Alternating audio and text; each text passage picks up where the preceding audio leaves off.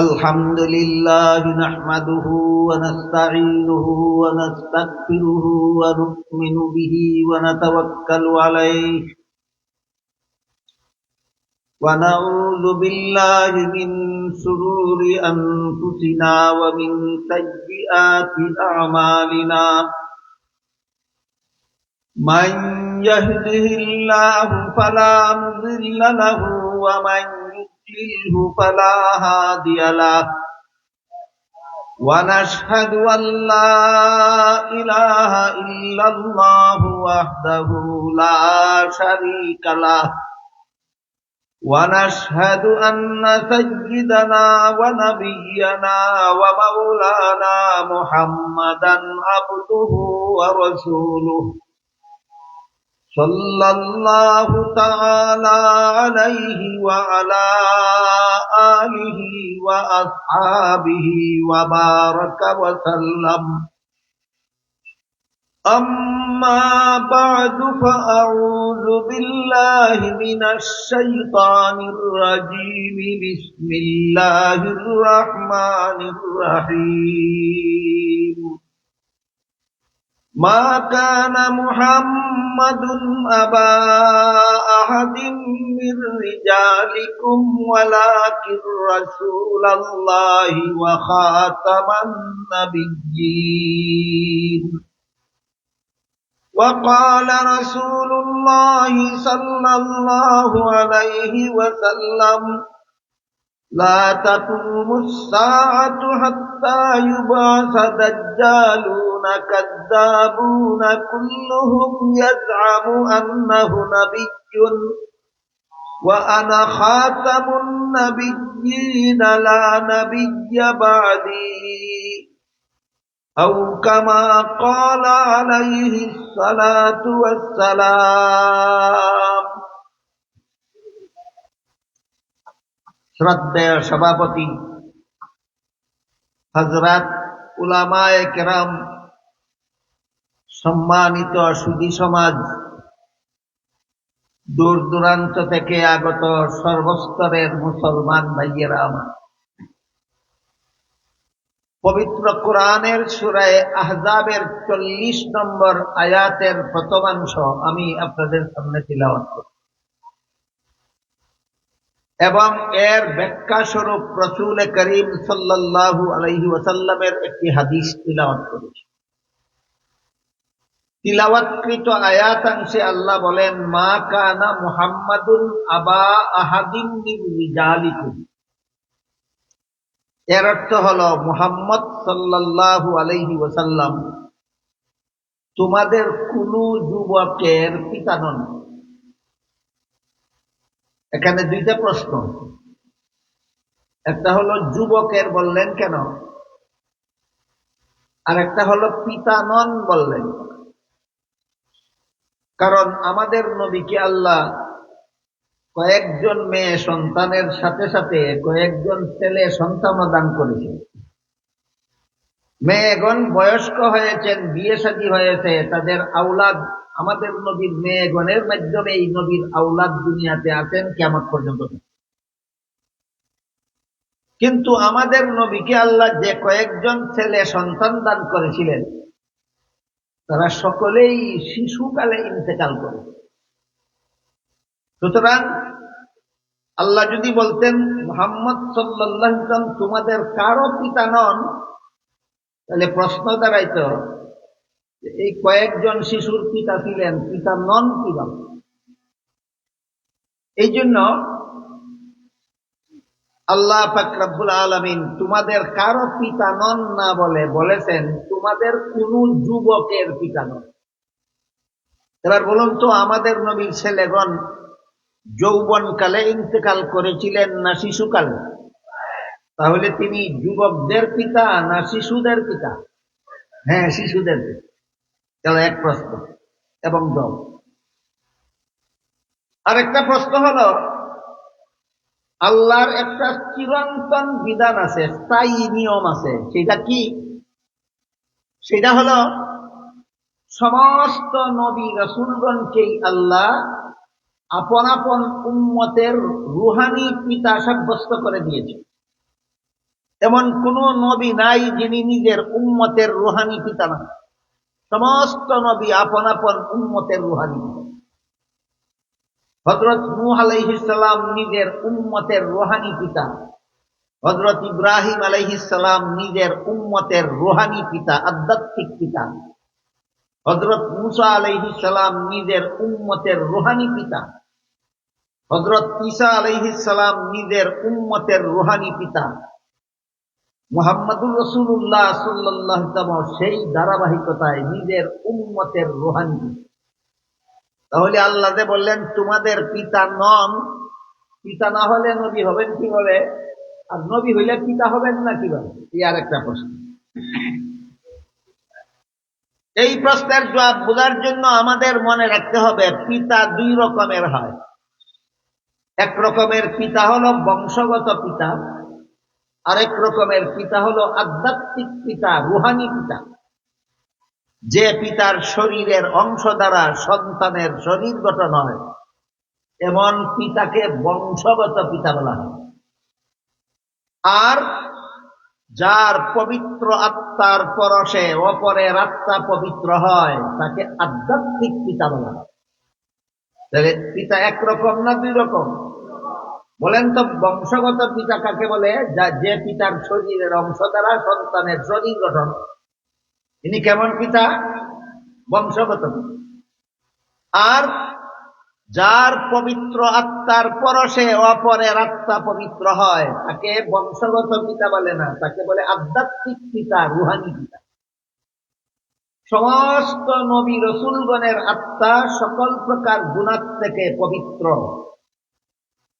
এটা আহলে সুন্নাত ওয়াল জামাতের গুরুত্বপূর্ণ আকীদা সমূহের মধ্যে থেকে একটা গুরুত্বপূর্ণ আকীদা। আকীদা মানে ঈমান, বিশ্বাস। যে সমস্ত কথা বিশ্বাস, ইসলামের যে সমস্ত বিধান অন্তরে বিশ্বাস করতে হয়, এইগুলিকেই কোন সময় ঈমান বলা হয়, কোন সময় আকীদা বলা হয়। সমস্ত নবী রসুলগণের আত্মা সকল প্রকার গুনাহ থেকে পবিত্র। এটা আহলে সুন্নাত ওয়াল জামাতের আকীদা। আর আমি গত বছর আপনাদেরকে বলেছি, মুসলমানের মধ্যে 72 দল মুসলমান আছে বাতিল। এরা ঈমান আকীদা পোষণ করে মন গড়াবে কেমত, এই জন্য বাতিল। ঈমান আকীদা পোষণ করে 72 দল বাতিল। 72টা বাতিল দলের মুসলমানেরা ঈমান আকীদা পোষণ করে মন গড়াবে কেমতে, এই জন্য 72 দল বাতিল। একটা মাত্র মুসলমানের দলকে হাদিস শরীফে আল্লাহ রাসূল জান্নাতি বলেছেন, এরা হক, এরা সঠিক দল। এদের নাম হলো আহলে সুন্নাত ওয়াল জামাত। কাজেই আহলে সুন্নাত ওয়াল জামাতের আকীদাগুলি হইল সত্য, আর অন্যান্য দলের মুসলমানের আকীদা বাতিল।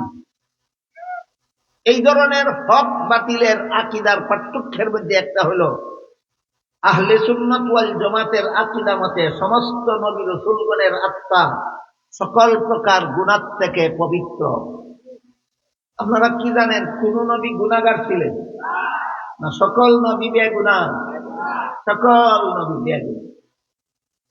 এই বেগুনাহ পবিত্র গুনাহ থেকে, সকল প্রকার গুনাহ থেকে পবিত্র আত্মার অধিকারী নবীগণের সংস্রবে যারা যায়, নবীগণের কথা যারা শুনে, নবীগণের কথা মতো যারা জীবন যাপন করে, আল্লাহ তাদের অতীত জীবনের গুনাহ মাফ করে দিয়ে উম্মতের আত্মাকেও পবিত্র করে দেন।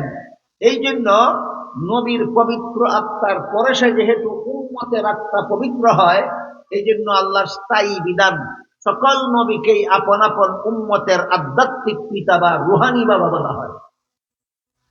নূহ নবীর পবিত্র আত্মার পরশে তার কিছু উম্মতের আত্মা পবিত্র হয়েছে, তাই উম্মতের জন্য নূহ নবী রুহানি বাবা। ইব্রাহিম আলাইহিস সালামের পবিত্র আত্মার পরশে অনেক উম্মতের আত্মা পবিত্র হয়েছে, তাই ইব্রাহিম আলাইহিস সালাম নিজের উম্মতের রুহানি বাবা।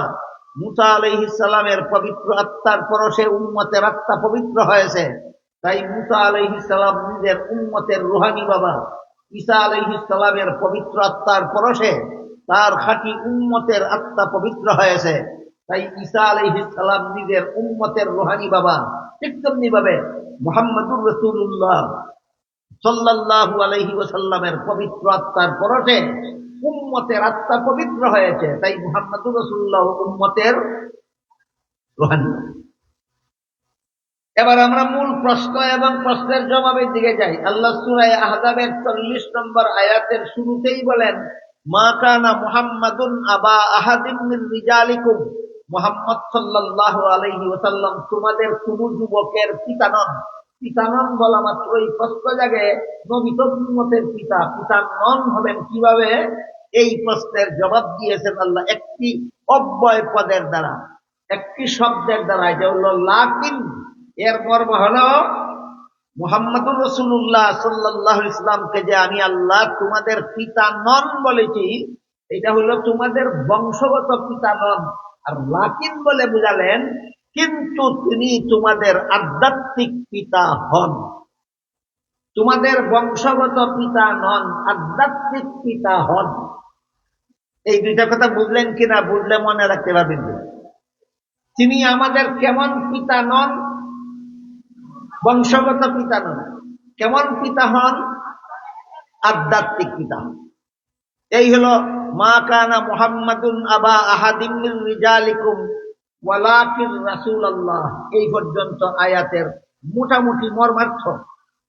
মুহাম্মদ সাল্লাল্লাহু আলাইহি ওয়াসাল্লাম তোমাদের কোন যুবকের বংশগত পিতা নন, বরং তিনি সমস্ত মুসলমান উম্মতের আধ্যাত্মিক পিতা, রুহানি।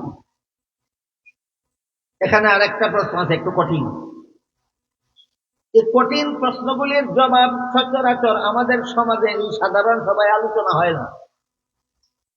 আর না হওয়ার কারণে আমার ধারণা এখনো সাধারণ মুসলমানেরা আহলে সুন্নাত ওয়াল জামাত কিভাবে একজন মুসলমান হয় এখনো পরিষ্কার ভাবে বুঝেন। এই কঠিন কথাগুলি আলোচনা না হওয়ার কারণে কেমনে একজন মুসলমান আহলে সুন্নাত ওয়াল জামাত হয় আর কেমনে একজন মুসলমান আহলে সুন্নাত ওয়াল জামাত থেকে বাদ পড়ে যায়, এই কথাটা এখনো বোঝার যথেষ্ট পরিমাণ বাকি আছে। তাই যতই কঠিন হোক আমি সাধ্য মতো আপনাদেরকে বোঝাবার চেষ্টা করবো ইনশাআল্লাহ। আপনারা খুব মনোযোগে শোনার এবং বোঝার চেষ্টা করবেন। সেটা হলো, এতক্ষণের আলোচনায় কি বুঝলেন? শুধু মুহাম্মদুর রাসূলুল্লাহ নিজের উম্মতের রুহানি পিতা, সকল নবী নিজের উম্মতের রুহানি পিতা। নূহ আলাইহিস সালাম নিজের উম্মতের রুহানি পিতা, ইব্রাহিম আলাইহিস সালাম নিজের উম্মতের রুহানি পিতা, মুসা আলাইহিস সালাম নিজের উম্মতের রুহানি পিতা, ঈসা আলাইহিস সালাম নিজের উম্মতের রুহানি পিতা, মুহাম্মদুর রাসূলুল্লাহ সাল্লাল্লাহু আলাইহি ওয়াসাল্লাম নিজের উম্মতের রুহানি। এবার গভীর মনোযোগে শুনবেন এবং সঠিক জবাব বুঝলে জবাব দিবেন, না বুঝলে জবাব দিবেন না। আমি জবাব দেব। একবার কইলে যদি না বুঝেন 2 বার বলবো, 2 বার কইলে যদি না বুঝেন 5 বার বলবো, 5 বার বললে যদি না বুঝেন 10 বার বলবো। তারপরে বোঝা দরকার। কথাটা হলো, রুহানি বাবা কি? উম্মতের রুহানি বাবা কি আমাদের নবীর একা? আমাদের নবী একা না সকল নবী? এমত অবস্থায় আমাদের নবীকে নিজের উম্মতের রুহানি বাবা বলার দ্বারা আমাদের নবীর কোনো আলাদা মর্যাদা সাব্যস্ত হয় না, যেহেতু এই মর্যাদা সকল নবীরই আছে। বুঝতে পারলেন কি? তাহলে এখন বলতে পারবেন, এই যে সূরা আহজাবের 40 নম্বর আয়াতের প্রথমাংশে আল্লাহ সাব্যস্ত করে দিলেন আমাদের নবী আল্লাহর রাসূল হওয়ার কারণে তিনি উম্মতের রুহানি বাবা, এটা কি আমাদের নবীর আলাদা মর্যাদা না সকল নবীর মর্যাদা? কিন্তু আহলে সুন্নাত ওয়াল জামাতের আরেকটা জরুরি আকীদা আছে, বিশ্বাস আছে। সেটা হইল আল্লাহ আমাদের নবীকে অন্যান্য নবীর সমান মর্যাদা নয়, সকল নবীর উপর শ্রেষ্ঠ মর্যাদা দান করেছেন। এটা আহলে সুন্নাত ওয়াল জামাতের আকীদা। আপনি যদি আমাদের নবীকে অন্যান্য নবীর সমান মর্যাদার অধিকারী মনে করেন, সকল নবীর চেয়ে শ্রেষ্ঠ মর্যাদার অধিকারী মনে করেন না, আপনি আর যাই কিছু হন, আপনি আহলে সুন্নাত ওয়াল জামাত হতে পারবেন না। কোন নবীকে গুনাহগার মনে করলে আহলে সুন্নাত ওয়াল জামাত হতে পারে না। মুহাম্মদুর রাসূলুল্লাহকে সৃষ্টির শ্রেষ্ঠ মর্যাদার অধিকারী বিশ্বাস না করলে আহলে সুন্নাত ওয়াল জামাত হতে পারে না। তাহলে আল্লাহ যে পর্যন্ত বললেন, এর দ্বারা কি আমাদের নবীর আলাদা মর্যাদার আলোচনা হইল না? এই জন্য আল্লাহ পাক রব্বুল আলামিন এর পরের অংশে বলেন, ওয়া খাতামান নবিয়্যিন, উম্মতের রুহানি বাবা হওয়ার মর্যাদা আমি সমস্ত নবীকেই দান করেছি, কিন্তু খাতামুন নবিয়্যিন হওয়ার মর্যাদা একমাত্র তোমাদের নবী ছাড়া আর কাউকে দান করি। তাহলে উম্মতের রুহানি বাবা হওয়াটা আমাদের নবীর আলাদা মর্যাদা, না খাতামুন নবিয়্যিন হওয়াটা আলাদা মর্যাদা? খাতামুন নবিয়্যিন হওয়াটা আলাদা মর্যাদা। কেউ আবার মনে করবেন না যে আমাদের নবীর আলাদা মর্যাদা একটাই, না, এটা এখানে একটা মাত্র মর্যাদার আলোচনা।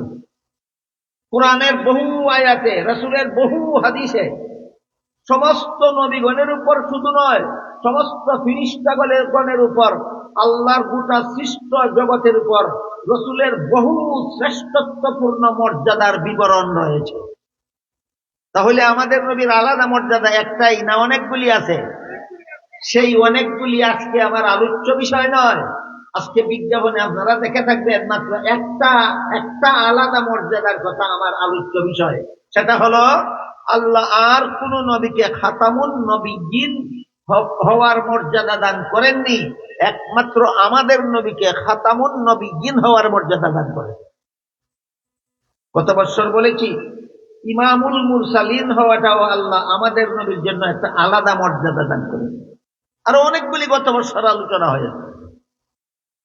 তো এই বছর খাতামুন নবীন আমার মেইন মূল আলোচ্য বিষয়। আল্লাহ সূরা আহজাবের 40 নম্বর আয়াতে আমাদের রুহানি বাবা সাব্যস্ত করার সাথে সাথে বলেছেন, রুহানি বাবা তো সকল নবীকে আপন আপন উম্মতের রুহানি বাবা সাব্যস্ত করে দিয়েছি, কিন্তু কোন নবীকে আমি খাতামুন নবিয়্যিন হওয়ার মর্যাদা দান করিনি, একমাত্র তোমাদের নবীকে আমি আল্লাহ খাতামুন নবিয়্যিন হওয়ার মর্যাদা দান করেছি। এই মর্যাদা একমাত্র তোমাদের নবীর আছে, আর কোন নবীর নাই। সামনের কথাগুলি বোঝার জন্য আমরা মনে রাখি যে খাতামুন নবিয়্যিন হওয়াটাও আমাদের নবীর একটা আলাদা মর্যাদা। খাতামুন নবিয়্যিন হওয়াটাও আমাদের নবীর একটা আলাদা মর্যাদা। এক হাদিসে রাসূল করিম সাল্লাল্লাহু আলাইহি ওয়াসাল্লাম বলেন, ইন্নাল্লাহ ফাদ্দালানি আলাল আম্বিয়া ওয়া ফাদ্দালা উম্মতি আলাল উমাম। এর অর্থ হলো আল্লাহ আমাকে সমস্ত নবীগণের উপর শ্রেষ্ঠ মর্যাদা দান করেছেন, আর আমার উম্মতকে সকল নবীর উম্মতের উপর শ্রেষ্ঠ মর্যাদা দান করেছেন। আমাদের নবীর মর্যাদা সমস্ত নবীগণের চেয়ে শ্রেষ্ঠ, আর এই নবীর উম্মত হওয়ার কারণে আমাদের মর্যাদা সকল নবীর উম্মতের চেয়ে শ্রেষ্ঠ। সুতরাং আমরা শ্রেষ্ঠ নবীর শ্রেষ্ঠ উম্মত, এই আকীদাটাও আহলে সুন্নাত ওয়াল জামাতের আকীদা। আমাদের নবী সমস্ত নবীগণের চেয়ে শ্রেষ্ঠ, এইটাও আহলে সুন্নাত ওয়াল জামাতের আকীদা। আকীদা মানে ধর্মীয় বিশ্বাস, আকীদা মানে এটার বহু বচন, আকীদা এক বচন, এটার বহু বচন হইল আকাইদ।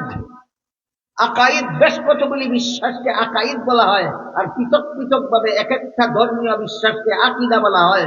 আমাদের নবী মুহাম্মদুর রাসূলুল্লাহ সাল্লাল্লাহু আলাইহি ওয়াসাল্লাম সমস্ত নবীগণের চেয়ে শ্রেষ্ঠ মর্যাদার অধিকারী, এটাও একটা আলাদা মর্যাদা আহলে সুন্নাত ওয়াল জামাতের আকীদা।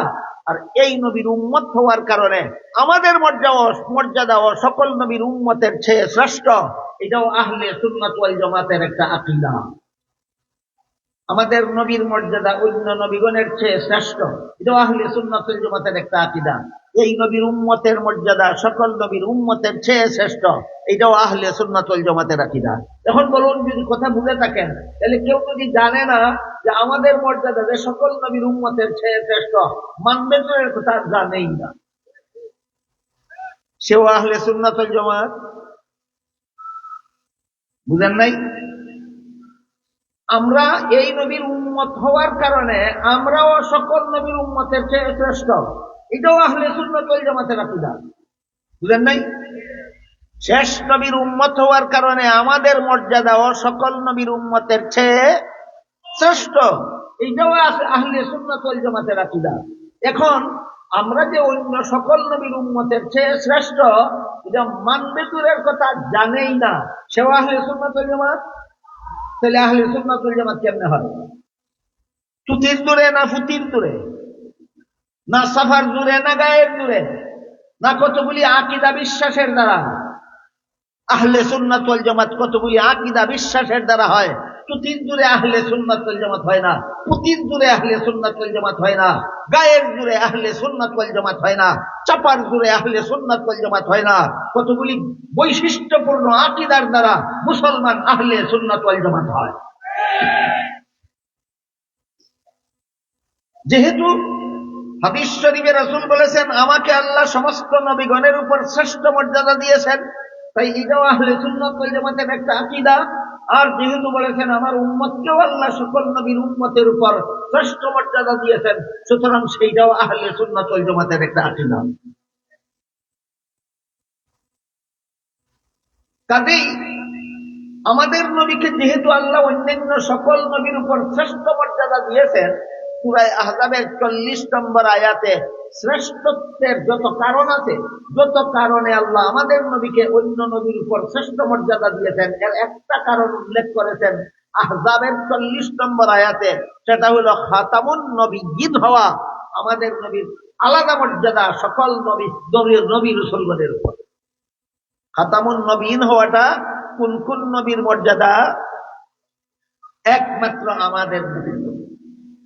তাই এবার বোঝার দরকার খাতামুন নবিয়্যিন অর্থ কি। কোরআনে আল্লাহ আমাদের নবীকে খাতামুন নবিয়্যিন উপাধি দিয়েছেন, যে উপাধি শব্দটাই ব্যবহার করেছি এতক্ষণ, কিন্তু বুঝতে হবে আমাদের এই খাতামুন নবিয়্যিনের অর্থটা কি।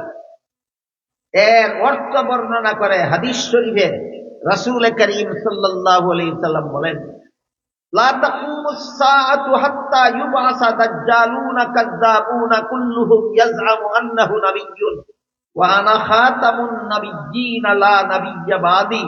এর অর্থ হলো আমার পরবর্তী কেউ যদি নবী হওয়ার দাবি করে, আমি দুনিয়াতে শুভাগমন করার পরে যারা দুনিয়াতে আসবে এদের কেউ যদি নবী হওয়ার দাবি করে তাহলে সে হবে মিথ্যাবাদী দাজ্জাল। আমাদের নবীর পরবর্তীকালে জন্মগ্রহণ করার পরে যদি কেউ নিজেকে নবী হওয়ার দাবি করে, রাসূল বলে দিয়েছেন সে হবে মিথ্যাবাদী দাজ্জাল। এবার বলুন, গোলাম আহমদ কাদিয়ানী আমাদের নবীর আগে এসেছিল দুনিয়ায় না আমাদের নবীর পরে? নবী হওয়ার দাবি করেছে কিনা? এই জন্য গোলাম আহমদ কাদিয়ানী মিথ্যাবাদী দাজ্জাল।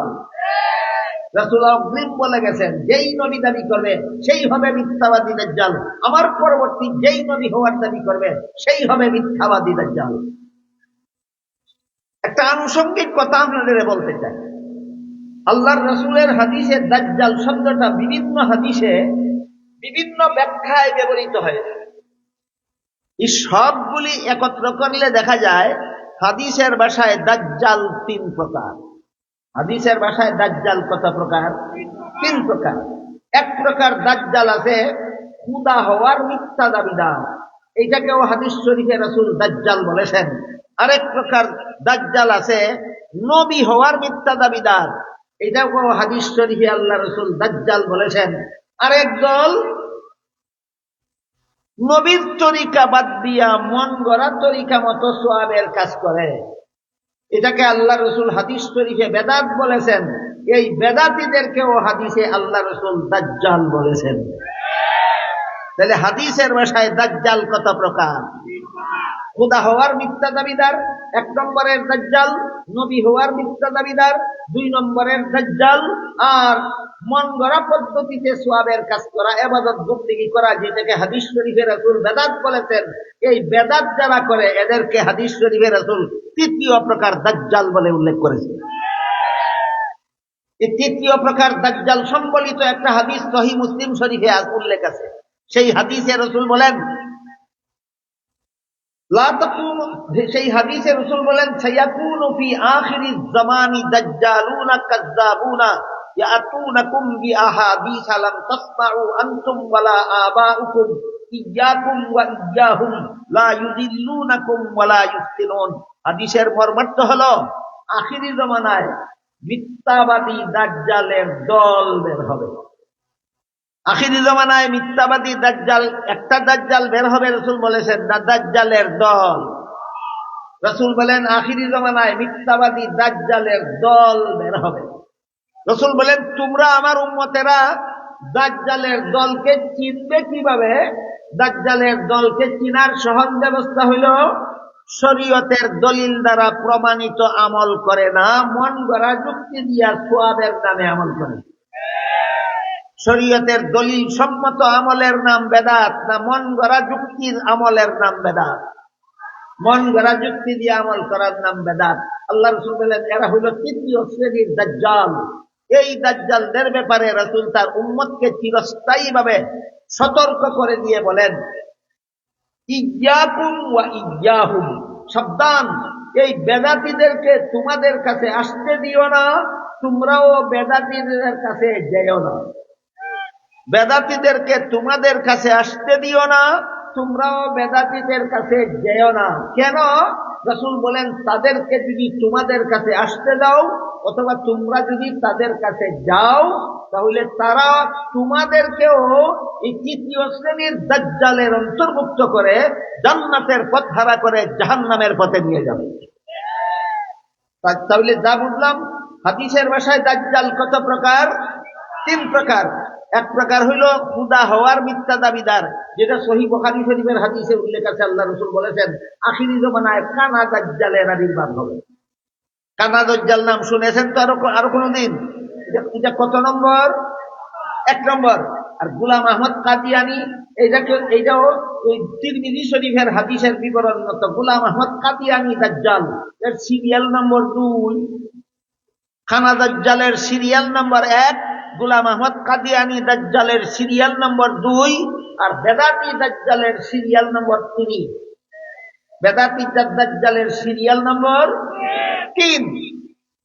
এই আলোচনাটা আমাদের অনেকের জানা না থাকার কারণে দাজ্জাল শব্দটা ব্যবহার করলে সিরিয়াল নম্বর না বোঝার কারণে পরিষ্কার বুঝতে পারে এটা কোন ধরনের দাজ্জাল। এই জন্য সিরিয়াল নম্বর সহ দাজ্জাল চিনতে হইলে এইটা জানা থাকতে হবে। খুদা হওয়ার মিথ্যা দাবিদার দাজ্জাল হইল 1 নম্বর দাজ্জাল, নবী হওয়ার মিথ্যা দাবিদার দাজ্জাল হইল 2 নম্বর দাজ্জাল, আর বেদাতি দাজ্জালেরা হইল 3 নম্বরের দাজ্জাল। এবার মূল হাদিসের দিকে যাই। তিরমিজি শরীফের বর্ণিত হাদিসে রাসূল করিম সাল্লাল্লাহু আলাইহি ওয়াসাল্লাম বলেন লা তাকুমুস সাআতু হাত্তা ইউবআসা দাজ্জালুনা কাযযাবুনা কুল্লুহুম ইয়াজআমু আন্নাহু নাবিয়্যুন। আমার পরবর্তী কেউ যদি নিজেকে নবী হওয়ার দাবি করে তাহলে সে হবে মিথ্যাবাদী দাজ্জাল। মিথ্যাবাদী হওয়ার বলার কারণ কি? দাজ্জাল বলার কারণ কি? কারণ বর্ণনা করে রাসূল বলেন ওয়া আনা খাতামুন নাবিয়্যিনা লা নাবিয়্যা বাদি।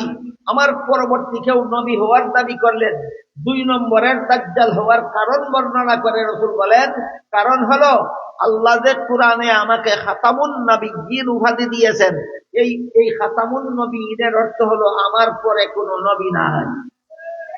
খাতামুন নবীনের অর্থ রাসূল বলে দিয়েছেন আমার পরে কোনো নবী নাই। আরেকটু কঠিন একটু আলোচনা আছে। আলোচনা একটার পর একটা একটু কঠিন হয়, আর যত কঠিন তত জরুরি। বলেন কঠিন হওয়ার ভয়ে কি জরুরি কথা বলা এবং শোনা বাদ দিব? হ্যাঁ, তাহলে একটু রেডি হইয়া বসেন, একটু মানসিক ভাবে তৈরি হইয়া বসেন। আর একটু কঠিন কথা আছে কেন?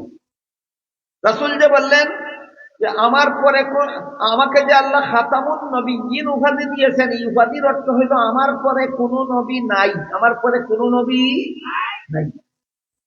খুব মনোযোগে শুনবেন।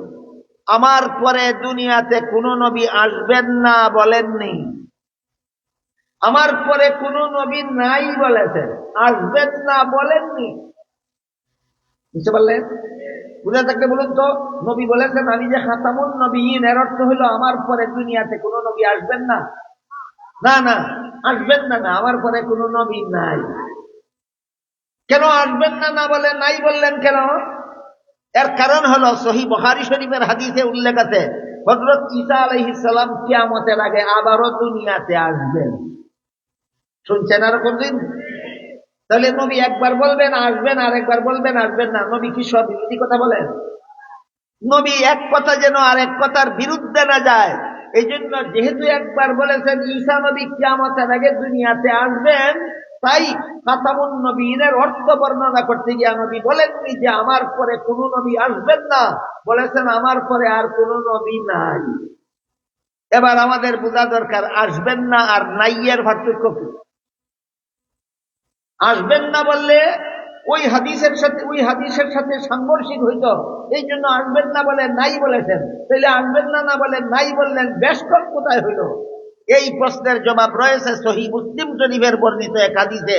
সেখানে রাসূল করিম সাল্লাল্লাহু আলাইহি ওয়াসাল্লাম বলেছেন, লা নুবুওয়াতা বাদি, আমার পরে কোন নবী নাই, এর অর্থ হইল আমার পরে আর কেউ নবী হবে না।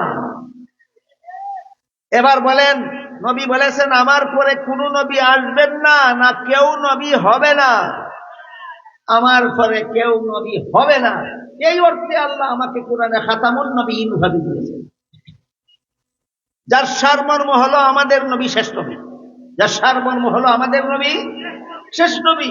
আমাদের নবীকে শেষ নবী বিশ্বাস করার নাম খতমে নবুয়ত। আমাদের নবীকে শেষ নবী বিশ্বাস করার শিরোনাম, আমাদের নবীকে শেষ নবী বিশ্বাস করার হেডিং খতমে নবুয়ত। খতমে নবুয়ত শব্দ দুইটাই কোরআনের ভাষা, আরবি ভাষা। এই জন্য খতমে নবুয়ত শব্দের অর্থ অনেক পণ্ডিতেও বুঝে না। এই কারণে খতমে নবুয়ত এর মর্ম বুঝবে কোথা থেকে, শব্দার্থই বুঝে না। এই জন্য আমাদের সকলের স্মরণ থাকা দরকার যে আমাদের নবীর পরে আর কোন নবী নাই বিশ্বাস করাটা, এই বিশ্বাসটার হেডিং, এই বিশ্বাসটার শিরোনামই খতমে নবুয়ত। এর মানি হলো আমাদের নবীর পরে আর কোন নবী নাই বিশ্বাস করা। আমাদের পরে আর কোন নবী নাই বিশ্বাস করা, এই বিশ্বাস যদি কেউ করে তাইলে সে মুসলমান থাকবে। আমাদের পরে কোনো নবী নাই এই কথা যদি কেউ বিশ্বাস করে না, তাহলে মুসলমান থাকবে না, কাফির হয়ে যাবে। এখানে বোঝার দরকার একজন মানুষ মুসলমান কেমনে হয় আর কাফির কেমনে হয়। এই কথাটাও একটু কঠিন আছে, এই কারণে আমার মনে হয় অনেক আলেমরাই আলোচনা করেন না। কারণ এত কঠিন কথা কইতাম যে মানুষ যদি আবার বলবে তাহলে তো দায়িত্ব আমার বেলায় করবো। এই কারণে কঠিন মানুষের ভুল বুঝার আশঙ্কায় আলেমরা আলোচনা করেন না, যে কারণে আমরা এখন অনেকেই জানি না যে মুসলমান কারে কয় আর কাফির কারে। না জানার কারণে অনেক সময় কাফির কাদিয়ানীদেরকে মুসলমান বলতে চায় বড় বড় শিক্ষিত পণ্ডিতেরা। বাংলাদেশে এমন এমন শিক্ষিত পণ্ডিতের আবির্ভাব হয়েছে যারা কাদিয়ানীরে কাফির মানতে রাজি না। কাদিয়ানীরে কাফের মানতে রাজি না। এরাও তো কলেমা ভরে, নামাজ পড়ে, হজ করে, যাকাত দেয়, কাফের হবে কেন? এই বিভ্রান্তি কেন ছড়ায় সে নিজেই জানে না। মুসলমান কারে কয় আর কাফির কারে কয়। এই জন্য মুসলমান কাকে বলে আর কাফির কাকে বলে এটা না জানলে, যেহেতু বড় বড় শিক্ষিত পণ্ডিতরা পর্যন্ত কাফিরকে মুসলমান সাজাতে চায়, আবার কিছু লোকে মুসলমানরে কাফির বানাইতে চায়, আর কিছু লোকে কাফিররে মুসলমান বানাইতে চায়। এই দোলা খিচুড়ি কেন ফাঁকায়? কারণ জানে না মুসলমান কাকে বলে আর কাফির কাকে বলে। আপনারা কি মনে করেন আমাদের সকলের এই কথাটা পরিষ্কার ভাবে জানা দরকার? মুসলমান কারে কয় আর কাফির কারে কয়? অনেক লম্বা ডেফিনেশন আছে কিতাবে, আহলে সুন্নাত ওয়াল জামাতের আকীদার কিতাবে অনেক লম্বা সংজ্ঞা আছে মুসলমান কারে কয় আর কাফির কারে কয়। কিন্তু এই লম্বা কথা বললে আপনাদের বুঝতে অনেক কঠিন হয়ে যাবে, হয়রানিতে পড়ে যাবেন, পেরেশানিতে পড়ে যাবেন। এই জন্য আমি এত সহজ এবং সংক্ষিপ্ত ভাবে মুসলমান কারে কয় আর কাফির কারে কয় বলতে চাই। একবার শুনলে বুঝলে ইনশাআল্লাহ জীবনে আর কোনোদিন ভুলবেন না।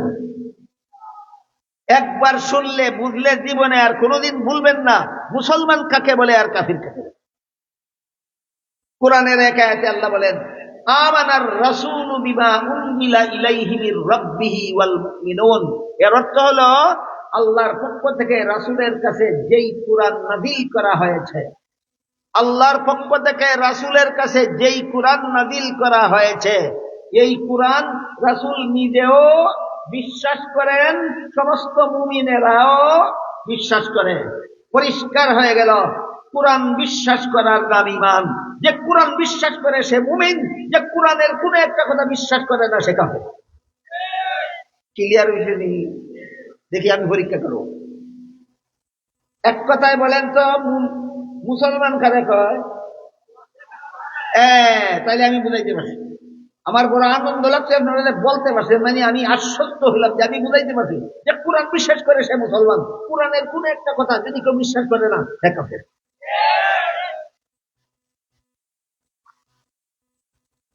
জানি না আপনাদের জানা আছে কিনা, বর্তমান বাংলাদেশে নামদারি লক্ষ লক্ষ নামদারি মুসলমান আছে যারা কোরআনের বিভিন্ন কথা বিশ্বাস করে না। কোরআনের বিভিন্ন কথা বিশ্বাস করে না। এতক্ষণের কথা যারা শুনেছেন বুঝেছেন, বলুন কোরআনের কোন একটা কথা বিশ্বাস না করলে কি হয়? কাফির হয়। কোরআনের কোন একটা কথাকে অযৌক্তিক মনে করলে ও কাফির হয়। কোরআনের এই কথাটা যুক্তিসম্মত নয়, ভাবলেই কাফির। কেউ যদি মনে মনে ভাবে যে কোরআনের অমুক কথাটা যুক্তিসম্মত নয়, আল্লাহর তমুক কথাটা যুক্তিসম্মত নয়, ভাবলেই কাফির। এমন একটা কাফিরের উদাহরণ দেব। আল্লাহ পাক রব্বুল আলামিন আদম আলাইহিস সালামকে সৃষ্টি করার পর সমস্ত ফেরেশতাদের হুকুম দিলেন সিজদা দিয়ে সম্মান করো।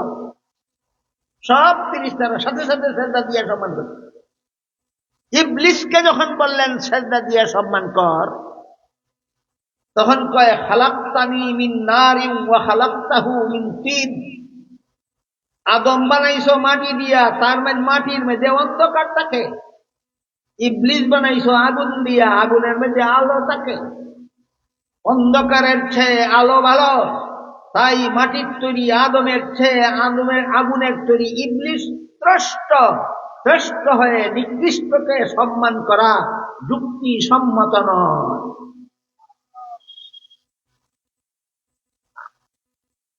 আল্লাহ বলেন আবা ওয়াস্তাকবারা ওয়া কানা মিনাল কাফিরিন।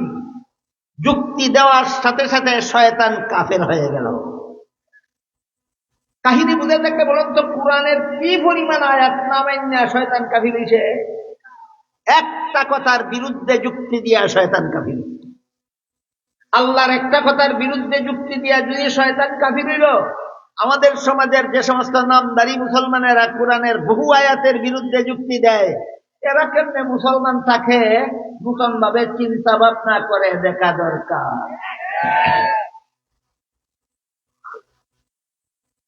কথাটা লম্বা না করে শর্টকাটে শেষ করি। বুঝে থাকলে বলুন তো কোরআনের কত কথা বিশ্বাস করলে মুসলমান হয়? কোরআনের কটা কথা অমান্য করলে কাফির হয়। বুঝাইতে পারছি? আমি খুব খুশি হইলাম। ধন্যবাদ আপনাদেরকে। আল্লাহ আপনাদের জাযা দান করুক।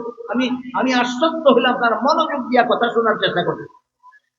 কোরআনের সমস্ত কথাকে সঠিক বিশ্বাস করলে মুসলমান হয়, কোন একটা কথাকে বেঠিক মনে করলেই কাফির হয়। এবার বলেন ইবলিস কোরআনের কতগুলি কথার বিরুদ্ধে যুক্তি দিছিল? মাত্র একটা কথার বিরুদ্ধে যুক্তি দিয়া পুরস্কার পাইছে ৬০টা। পুরস্কার না তিরস্কার ফয়সালা আপনারা করবেন। আমি একটা কইলাম কোরআনের একটা কথার বিরুদ্ধে যুক্তি দিয়া ইবলিস ৪টা পুরস্কার পাইছে। কি কি পুরস্কার শুনেন।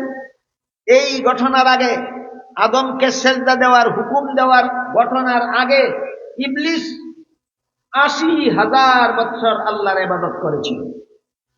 মনে রাখার মতো একটা কথা, আদমকে সেজদা দেওয়ার হুকুম দেওয়ার আগে ইবলিস কতদিন আল্লাহর ইবাদত করেছিল? ৮০,০০০ বছর আল্লাহর ইবাদত করেছিল। তারপরে আল্লাহ ইবলিসকে সমস্ত পৃথিবীর রাজত্ব দান করেছিলেন। এবার বলেন ইবলিস কোন দেশের রাজা ছিল? সমস্ত পৃথিবীর রাজা ছিল ইবলিস। জান্নাতে বসবাস করার ফ্যাসিলিটি দেওয়া হয়েছিল। ৮০ বছরের ইবাদতের সওয়াব আছে তার আমলনামায়। সমস্ত পৃথিবীতে তার রাজত্ব প্রতিষ্ঠিত, আর বাসস্থান জান্নাতে। বুঝতে পারলেন? যখন আল্লাহর এই একটা কথার বিরুদ্ধে যুক্তি দিল, তখন ৪টা পুরস্কার কি কি পাইল? ১ নম্বর পুরস্কার ৮০,০০০ বছরের ইবাদতের সওয়াব ক্যান্সেল, একটা পুরস্কার। ২ নম্বর পুরস্কার সমগ্র পৃথিবীর রাজত্ব ছিনিয়ে নেওয়া হলো, ২ নম্বর পুরস্কার। ৩ নম্বর জান্নাত থেকে বহিষ্কার করে দেওয়া হলো, ৩য় পুরস্কার। বলে দেওয়া হলো ফাইন্নাকা রাজিম, চিরকালের জন্য তোর উপর আল্লাহর অভিশাপ। যা 4 নম্বর পুরস্কার। সত্যি আমি আশা করি আপনারা বুঝতে পারতেছেন। বুঝে থাকতে বলুন, আল্লাহর কতটা কথার বিরুদ্ধে ইবলিস যুক্তি দিছিল, পুরস্কার কটা লাগছে? 4টা। এই কাহিনীটা আল্লাহ কোরআনে বারবার বারবার বারবার বলেছেন। এক কাহিনী বারে বারে কেন? এই কথা বোঝাবার জন্য। এই ইবলিসের মতো কিয়ামত পর্যন্ত মানুষের মধ্যে কেউ যদি কোরআনের কোন কথার বিরুদ্ধে যুক্তি দেয়, ইবলিসের কপালে যত পুরস্কার, তোমার কপালেও উপেক্ষা করবে তত পুরস্কার।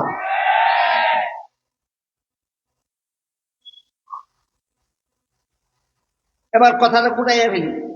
এতক্ষণে কি বুঝলেন? কোরআনের কত কথা বিশ্বাস করার নাম ঈমান, কত কথা অমান্য করলে কাফির হয়, একটা কথা অমান্য করলেই কাফির।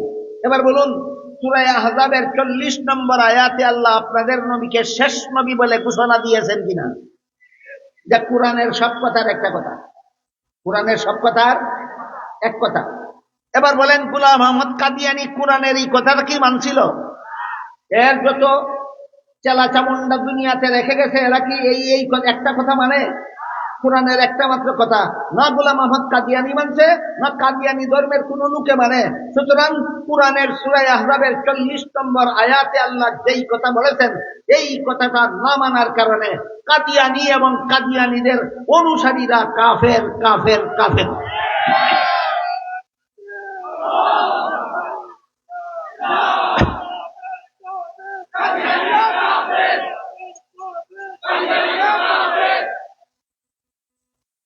বর্তমানে আমাদের দেশে সংসদ নির্বাচন সমাগত, এই আসন্ন কিছুদিন পরেই সংসদ নির্বাচন হবে।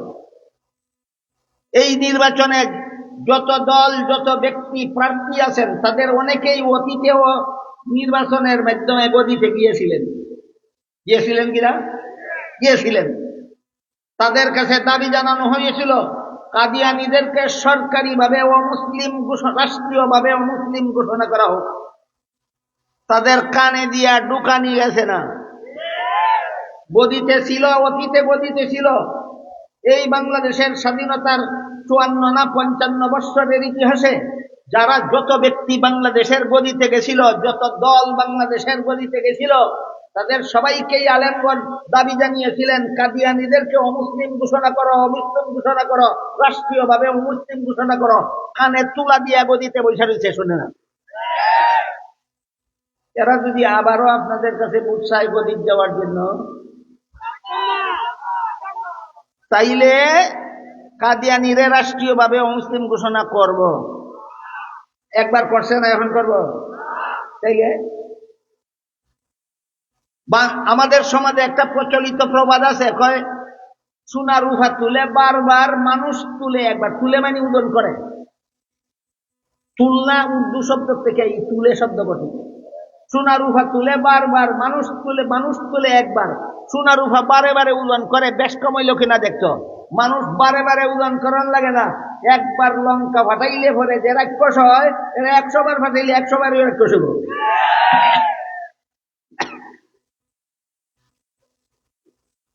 এখানে আরেকটা প্রশ্ন আছে, বাংলাদেশের শুধু কাদিয়ানীরাই অমুসলিম না হিন্দুরাও, বৌদ্ধরাও, খ্রিস্টানেরাও? মুসলমান ছাড়া বাংলাদেশে আরো অনেক ওই বিধর্মী আছে।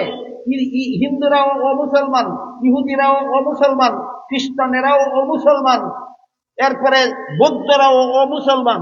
কিন্তু অন্য কোন অমুসলমানকে রাষ্ট্রীয়ভাবে অমুসলিম ঘোষণা দেওয়ার দাবি আলেমরা করে না। শুধু কাদিয়ানীদেরকেও মুসলিম ঘোষণা দেওয়ার দাবি কেন করে? এই রহস্যটাও আপনাদের সকলের জানা থাকা দরকার। এই রহস্যটাও আপনাদের সকলের জানা থাকা দরকার। তার কারণ হইল, বাংলাদেশে কাদিয়ানী ছাড়া আর যত অমুসলিম আছে, এরা সবাই সরল অমুসলিম। সরল মানে মুসলমান না, মুসলমান হওয়ার দাবিও করে না। এটার নাম আমি কইছি সরল। হিন্দুরা মুসলমান না, মুসলমান হওয়ার দাবিও করে না। বৌদ্ধরা মুসলমান না, মুসলমান হওয়ার দাবিও করে না। ইহুদিরা মুসলমান না, মুসলমান হওয়ার দাবিও করে না। খ্রিস্টানেরা মুসলমান না, মুসলমান হওয়ার দাবি করে, আপনাদেরকে ধোঁকা দেয় না। এটারে বাটপার ও মুসলমান বলা যায় না সরল? কাদিয়ানীর হলো বাটপার ও মুসলমান। মুসলমান না হইয়াও দলের নাম দিয়েছে আহমদিয়া মুসলিম জামাত। মুসলিম জামাত কথার অর্থ মুসলমানের দল। আমার এতক্ষণের কথা যারা শুনেছেন বুঝেছেন, বলুন কাদিয়ানীরা মুসলমানের দল না কাফিরের দল? কাফিরের দল যদি নিজেকে নিজেদের দলের নাম রাখে মুসলমানের দল, তাইলে এরা সরল ও মুসলিম না বাটপার ও মুসলিম? হিন্দুরা মুসলমানের ধর্ম নিয়ে বাটপারি করে না, বাংলাদেশে বসবাসকারী ইহুদিরা মুসলমানের ধর্ম নিয়ে বাটপারি করে না, বাংলাদেশে বসবাসকারী খ্রিস্টানেরা মুসলমানের ধর্ম নিয়ে বাটপারি করে না, বাংলাদেশে বসবাসকারী বৌদ্ধরা মুসলমানের ধর্ম নিয়ে বাটপারি করে না। একমাত্র কাদিয়ানী মুসলমানের ধর্ম নিয়ে বাটপারি করে। এমন বাটপারি করার অধিকার কারো নয়। এই জন্য হিন্দুদেরকে অমুসলিম ঘোষণা করার প্রশ্নই আসে না, ইহুদিদেরকে অমুসলিম ঘোষণার প্রশ্নই আসে না, খ্রিস্টানদেরকে অমুসলিম ঘোষণার প্রশ্নই আসে না, বৌদ্ধদের অমুসলিম ঘোষণার প্রশ্নই আসে না। কেন? এরা মুসলমান দাবি করে বাটপারি করে না। কাদিয়ানীরা যেহেতু কাফির হইয়াও মুসলমান হওয়ার দাবি করে, সরল মুসলমানকে ধোঁকা দেয়, ইসলাম ধর্মাবলম্বীদের সাথে বাটপারি করে। এই বাটপারি বন্ধ করার জন্য এই কাদিয়ানীদেরকেই বাংলাদেশ সরকারের পক্ষ থেকে অমুসলিম ঘোষণা করা দরকার। আপনারা যদি ধৈর্যের সাথে কিছুক্ষণ আরো শুনবেন বলেন, তাহলে কাদিয়ানীদের জন্মের একটা ইতিহাস বলব। কাদিয়ানী বাটপার অমুসলিম কাদিয়ানীদের এই দলের জন্মের ইতিহাস, এই দলের জন্মের ইতিহাসটা অতি সংক্ষেপেই আমি আপনাদের বোঝাবার চেষ্টা করব। আমরা বাংলাদেশের স্বাধীনতা লাভ করেছিলাম 1971 সালে। 71 সালের আগে বাংলাদেশ ছিল না, পূর্ব পাকিস্তান ছিল। আবার পূর্ব পশ্চিম পাকিস্তানের স্বাধীনতা লাভ করেছিলাম 1947 সালে। 1947 সালের আগে হিন্দুস্তান পাকিস্তান ছিল না, সপ্তা মহাভারত ছিল। 1947 সালের আগে এই বর্তমান বাংলাদেশ, ভারত, পাকিস্তান এক দেশ ছিল, নাম ছিল ভারত উপমহাদেশ। এই ভারত উপমহাদেশ 47 সালের পূর্ববর্তী 200 বছর পর্যন্ত ইংরেজরা শাসন করেছিল। বলেন 47 সালের পূর্ববর্তী ভারত উপমহাদেশ 200 বছর পর্যন্ত কারা শাসন করেছিল? ইংরেজরা শাসন করেছিল। এই 200 বছর আগে সমগ্র ভারত মুসলমানেরা শাসন করত। ইংরেজের 200 বছরের শাসন আমলের আগে সমগ্র ভারত মুসলমানেরা শাসন করত।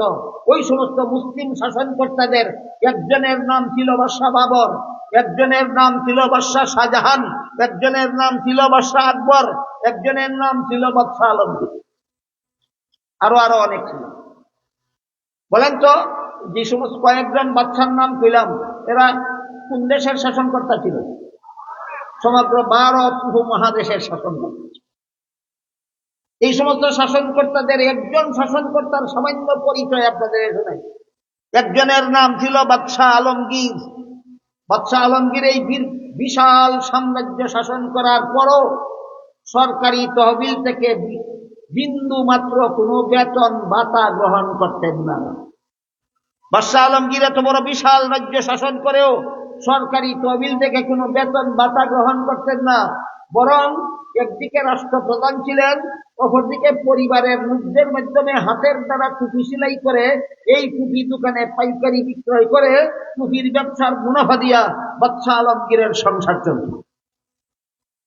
এইভাবে সংসার চালাবার পর বাদশাহ আলমগীরের ইন্তেকালের দিন 4 টাকা 12 পয়সা সারা জীবনের ব্যবসার তহবিল ছিল। বাদশাহ আলমগীরের মরণকালে তার সারা জীবনের টুপির ব্যবসার তহবিল ছিল কত? 4 টাকা 12 পয়সা। এই সময়ের 8 পয়সা, আর এখন কত কি আর হিসাবে 12 পয়সা। এই 4 টাকা 12 পয়সা দ্বারা বাদশাহ আলমগীরের দাফন কাফনের ব্যবস্থা করা হয়েছে। এবার তাহলে বলেন, বাদশাহ আলমগীর খুব জাঁকজমকপূর্ণ জীবনযাপন করতেন না অত্যন্ত সাদা সিধা? এই জন্য ইতিহাসের পাতায় বাদশাহ আলমগীরের একটা উপাধি আছে, ফকির বাদশাহ। ইতিহাসের পাতায় বাদশাহ আলমগীরের একটা উপাধি আছে, কি? ফকির কেমনে সাধারণ জীবন যাপন, বাদশাহ কেমনে বিশাল সাম্রাজ্যের শাসন করে। এই বাদশাহ আলমগীর তার যুগের শ্রেষ্ঠ মুফতিগণের সহযোগিতায় একটা ফতুয়ার কিতাব লিখেছিলেন। বর্তমানে সারা দুনিয়াতে সেই ফতুয়ার কিতাব চালু আছে। বাদশাহ আলমগীরের নামে নামে ফতুয়ার কিতাবটার নাম ফতুয়ায়ে আলমগীরি। ফতুয়ায়ে আলমগীর। এই সমস্ত বাদশাদের বংশের নাম ছিল মুঘল বংশ। মুঘল বংশের শাসকরা যখন সমস্ত ভারত উপমহাদেশ শাসন করত, তখন ব্রিটিশ ইংরেজরা ভারতে বাণিজ্য করার জন্য আসার অনুমতি নিয়েছিল। সরল মানে মুসলমান বাদশারা সরল মানে বিশ্বাস করে, এদেরকে বাণিজ্যের জন্য আসার অনুমতি দিয়েছিল। খ্রিস্টীয় 17 শতাব্দীর প্রথম দিকে ব্রিটিশ খ্রিস্টানেরা ভারতে বাণিজ্যের বাহানায় প্রবেশ করে, আর পরবর্তী 100 বছরের ভিতরে চলে বলে কলে কৌশলে আমাদের দেশের শাসন ক্ষমতার ডাকাতি কিনে নিয়ে আসে। 100 বছরে আমাদের দেশে আসছিল বাণিজ্যের কথা কইয়া, আর 100 বছরের চক্রান্তের মাধ্যমে সারা ভারত উপমহাদেশের শাসন ক্ষমতা জুড়ে দখল করে নিয়ে যায়। এমত অবস্থায় ভারত উপমহাদেশে তখন যিনি সবচেয়ে বড় আলেম ছিলেন, তার নাম ছিল শাহ আব্দুল আজিজ। শাহ আব্দুল আজিজ একটা ঐতিহাসিক বিপ্লবী ফতোয়া প্রদান করেছিলেন। এই ডাকাতদের হাত থেকে দেশের স্বাধীনতা উদ্ধার করার জন্য মুক্তিযুদ্ধ করা সমস্ত মুসলমানদের জন্য ফরজ। শাহ আব্দুল আজিজের ফতোয়ায় তখন সমস্ত ভারত উপমহাদেশে 10 কোটি মুসলমান ছিল, 30 কোটি অমুসলমান ছিল, সর্বমোট 40 কোটি লোক সংখ্যা ছিল। আমি যে জমানার কথা বলতেছি, সেই জমানায় সমগ্র ভারত উপমহাদেশের লোক সংখ্যা কি পরিমাণ ছিল? 40 কোটি। এর মধ্যে মুসলমান ছিল 10 কোটি, আর অমুসলমান ছিল 30 কোটি। এর মধ্যে সিংহভাগ হিন্দু, আর বাকি সামান্য অন্যান্য ধর্ম। শাহ আব্দুল আজিজ ফতোয়া দিলেন, উপমহাদেশে বসবাসকারী 10 কোটি মুসলমানের একজন মুসলমানের জন্য এই ডাকাতদের হাত থেকে দেশের স্বাধীনতা উদ্ধার করার জন্য মুক্তিযুদ্ধ না করে বেঁচে থাকা হালাল নয়। মুক্তিযুদ্ধে শরীক না হইয়া এই দেশের পুরো মুসলমানের বেঁচে থাকা হালাল নয়। এই এত কঠিন ফতোয়ার কারণে ইতিহাসের পাতায় শাহ আব্দুল আজিজের ফতোয়াকে ঐতিহাসিক বিপ্লবী ফতোয়া নামে আখ্যায়িত করা হয়। শাহ আব্দুল আজিজের ফতোয়ার ভিত্তিতে 10 কোটি মুসলমান একসাথে যার কাছে যা আছে তাই নিয়ে এই ডাকাতদের হাত থেকে দেশের স্বাধীনতা উদ্ধার করার জন্য মুক্তিযুদ্ধে ঝাঁপিয়ে পড়েছে। যেহেতু ফতোয়ার ভিত্তিতে মুসলমান নামলো জেহাদে কাফিরদের হাত থেকে স্বাধীনতা উদ্ধার করার জন্য, এই জন্য তখনকার স্বাধীনতা আন্দোলনটা জেহাদ নামে পরিচালিত হয়েছিল। এবার বলুন, বুঝে থাকলে ইংরেজের বিরুদ্ধে যে 10 কোটি মুসলমান একসাথে যুদ্ধে ঝাঁপিয়ে পড়লো, এই যুদ্ধটাকে কি নামে পরিচালনা করা হয়েছিল? জেহাদ। ইংরেজ সরকার যখন দেখলো এই মুসলিমদের 10 কোটি মুসলমানের জেহাদের মোকাবেলায় এই দেশে আর গদি টিকাইয়া রাখা সম্ভব নয়, তখন ইংরেজরা এই দেশবাসীদের মধ্যে থেকে তাদের পক্ষে ইংরেজদের গদিটা টিকাইয়া রাখার জন্য কিছু দালাল সংগ্রহ করার কাজে নিযুক্ত হল। এক ইংরেজ ঐতিহাসিকের নাম আছে উইলিয়াম উইলসন হান্টার, সংক্ষেপে বলা হয় WW হান্টার। এই WW হান্টার এর লিখিত একটা বিকৃত ইতিহাস গ্রন্থ আছে। সেই ইতিহাস গ্রন্থটার নাম হইল দি ইন্ডিয়ান মুসলমান।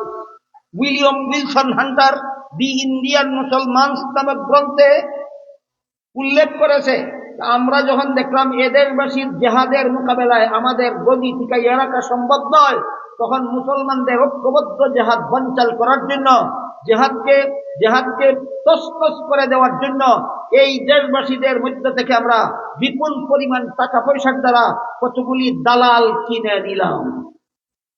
এদের মধ্যে এক দালালের নাম ছিল হাজি খা, আরেক দালালের নাম ছিল গুলাম আহমদ কাদিয়ানি।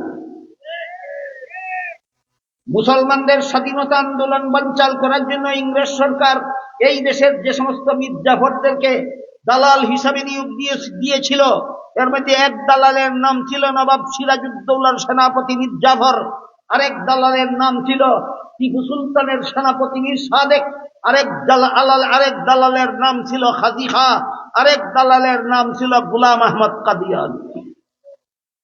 এত দালালের ইতিহাস কইতে গেলে রাইতে হয়ে যাবে, আপনার আরো কষ্ট। শুধু একটা দালালের রেফারেন্স দিয়ে শুনেন। গোলাম আহমদ কাদিয়ানী শাহ আব্দুল আজিজের জেহাদ ফরজ এর বিরুদ্ধে জেহাদ হারাম বলে ফতোয়াবাজি করে। এক হাদিসে উল্লেখ আছে, রাসূল করিম সাল্লাল্লাহু আলাইহি ওয়াসাল্লাম বলেন, আল জিহাদু মাদিন ইলা ইয়াউমিল কিয়ামা, ইসলামের জিহাদ বিধান কিয়ামত পর্যন্ত বলবৎ। ইসলামের জিহাদ বিধান কতদিন পর্যন্ত বলবৎ? কিয়ামত পর্যন্ত বলবৎ। কাজেই শাহ আব্দুল আজিজের ফতোয়া মতে যেহেতু 10 কোটি মুসলমান একসাথে মুক্তিযুদ্ধ জেহাদের নামে শুরু করেছে, আর এই জেহাদ মুসলমানের নবী বলে গেছেন জেহাদের বিধান কিয়ামত পর্যন্ত বলবৎ থাকবে, তাই খ্রিস্টানেরা অনেক ভাবনা চিন্তা করে গবেষণা করে একটা বুদ্ধি বের করলো। সেটা হইল কি, এক নবীর শরীয়তের বিধান রহিত করার জন্য আরেকজন নূতন নবীর দরকার হয়। কাহিনীটা বুঝতে পারতেছেন? এক নবীর শরীয়তের বিধান, মুহাম্মদুর রাসূলুল্লাহর শরীয়তের বিধান হইল জেহাদ বিধান কিয়ামত পর্যন্ত বলবৎ। এই ফতোয়ার ভিত্তিতেই 10 কোটি মুসলমান ইংরেজ সরকারের বিরুদ্ধে জেহাদ করতেছে দেশের স্বাধীনতা উদ্ধার করার জন্য।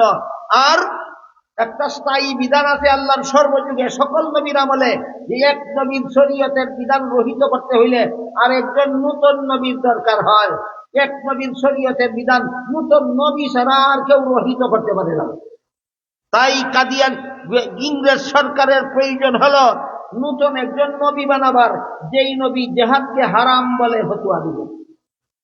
এই পরিকল্পনা নিয়ে ইংরেজ সরকার গোলাম আহমদ কাদিয়ানীকে নবী সাজাইল। ইতিহাসটা কি বুঝাতে পারলাম? তাহলে গোলাম আহমদ কাদিয়ানী আল্লাহর পক্ষ থেকে নবুয়তি পাইল না ইংরেজ সরকারে তারে নবী সাজাইল? কেন? মুহাম্মদুর রাসূলুল্লাহর শরীয়তের বিধান যে আছে জেহাদ বিধান কিয়ামত পর্যন্ত বলবৎ। এক নবীর শরীয়তের বিধান ক্যান্সেল করতে হইলে আরেকজন নূতন নবীর দরকার হয়। এই দরকারে ইংরেজ সরকার গোলাম আহমদ কাদিয়ানীকে নূতন একটা নবী সাজাইল। এই ইংরেজদের সাজানো নবী গোলাম আহমদ কাদিয়ানী ইংরেজের দেওয়া নবুয়তের পদ পেয়ে অসংখ্য অগণিত বই পুস্তক লিখেছে। এর মধ্যে গোলাম আহমদ কাদিয়ানীর লেখা একটা বইয়ের নাম আছে গভর্নমেন্ট কি তাওয়াজ্জুহ কে লায়েক। এই বইয়ের মধ্যে গোলাম আহমদ কাদিয়ানী শাহ আব্দুল আজিজের ফতোয়ার বিরুদ্ধে, মনে আছে ঐতিহাসিক বিপ্লবী ফতোয়া, শাহ আব্দুল আজিজের ঐতিহাসিক বিপ্লবী ফতোয়ার বিরুদ্ধে একটা পাল্টা ফতোয়াবাজি করলো। শাহ আব্দুল আজিজ দিয়েছিলেন ফতোয়া আর গোলাম আহমদ কাদিয়ানী করলো ফতোয়াবাজি। এখানে আমাদের বুঝতে হবে ফতোয়া কোনটা আর ফতোয়াবাজি কোনটা। আল্লাহর নির্ভুল বিধান বলে দেওয়ার নাম ফতোয়া, আল্লাহর নির্ভুল বিধান বলে দেওয়ার নাম, আল্লাহর বিধান নিয়ে তামাশা করার নাম ফতোয়াবাজি। এই দুই শব্দের পার্থক্য না বুঝে আজকাল অনেকে ফতোয়াকেও ফতোয়াবাজি বলে দেয় আর ফতোয়াবাজির বিরুদ্ধেও কিছু বলে দেয়। এই জন্য আমাদের সকলের মনে রাখতে হবে যে ফতোয়া বলে আল্লাহর সঠিক বিধান বর্ণনা করার নাম ফতোয়া, আর আল্লাহর বিধান নিয়ে তামসা করার নাম ফতোয়াবাজি। এবার বলেন, শাহ আব্দুল আজিজ ফতোয়াবাজি করেছিলেন না বিপ্লবী ফতোয়া দিয়েছিলেন? এর বিরুদ্ধে গোলাম আহমদ এই ফতোয়ারে নিয়ে তামসা বানাইল, ইংরেজে বানাইল নবী, আর হে ফতোয়া দিল গভর্নমেন্ট কি তাওয়াজ্জুহ কে লায়েক নামক বই লেখে। ওই বইয়ে ফতোয়াবাজি করলো ইসলামের জেহাদ বিধান আজকের থেকে রহিত, আজকের থেকে ইসলামে আর কোন জেহাদ নাই। জেহাদ হইল রক্তক্ষয়ী ঘটনা, আর জেহাদ মুক্ত সমাজ হইল শান্তির সমাজ। এই গোলাম আহমদ কাদিয়ানী ইংরেজের দালাল। এই দালালেরই যুক্তি বাংলাদেশে বর্তমানে অনেক বড় বড় জ্ঞানপাপী বুদ্ধিজীবীরাও দিয়া থাকে। জেহাদ হইল রক্তপাতের কাম, আর জেহাদ মুক্ত সমাজ হইল শান্তির সমাজ। এদের গাড়ে কত বড় শয়তান কুয়ার, এটা বোঝার জন্য আমি আপনাদেরকে একটা উদাহরণ দিই। দেশে যে হাসপাতালগুলি প্রতিষ্ঠা করা হয়, রোগীকে হত্যা করার জন্য না চিকিৎসার জন্য? চিকিৎসার জন্য দেশে হাসপাতাল প্রতিষ্ঠা করা হয়, রোগী যেন সুস্থ হয়ে বাঁচতে পারে, এই উদ্দেশ্যে হাসপাতাল প্রতিষ্ঠা করা হয়। কিন্তু হাসপাতালে যদি কোনো রোগীর ক্যান্সার ধরা পড়ে, আর যদি পরীক্ষা নিরীক্ষার দ্বারা সাব্যস্ত হয় যে তোমার যে অঙ্গটা ক্যান্সারে আক্রান্ত, ওই অঙ্গটা অপারেশন করে কেটে ফেলে দিলে শরীরের বাকি অঙ্গ রক্ষা করা যাবে, আর ক্যান্সারে আক্রান্ত অঙ্গটা যদি কেটে ফেলে দেওয়া না যায়, সমস্ত শরীরে ক্যান্সার ছড়িয়ে পড়বে, তোমার মরণ ছাড়া কোনো গতি নাই। এমত অবস্থায় ডাক্তার সিদ্ধান্ত দিল তোমার অপারেশন করতে হবে। এই সময় যদি কোনো পণ্ডিতের ঘরের পণ্ডিতে কয় অপারেশন হইল রক্তপাতের ব্যাপার, আর রক্তপাত ছাড়া চিকিৎসা করা হইল শান্তি প্রতিষ্ঠার ব্যাপার, এ যেই রকমের শয়তান দাজ্জাল, ঠিক তেমনি ভাবে সমাজের সন্ত্রাস হইল মানব সমাজের ক্যান্সার। এই ক্যান্সারকে অপারেশন করার নাম ইসলামের জিহাদ বিধান। কাজেই যারা জিহাদকে রক্তপাতের সাথে তুলনা করে শান্তিপূর্ণ সমাজ, জিহাদ মুক্ত সমাজ হওয়া চাই যারা বলে, এরা ওই গোলাম আহমদ কাদিয়ানীর প্রেতাত্মা ছাড়া আর কিছু নয়। এই গোলাম আহমদ কাদিয়ানীর ফতোয়াবাদীর কারণে দলে দলে মুসলমান কাদিয়ানী হওয়া শুরু করেছিল।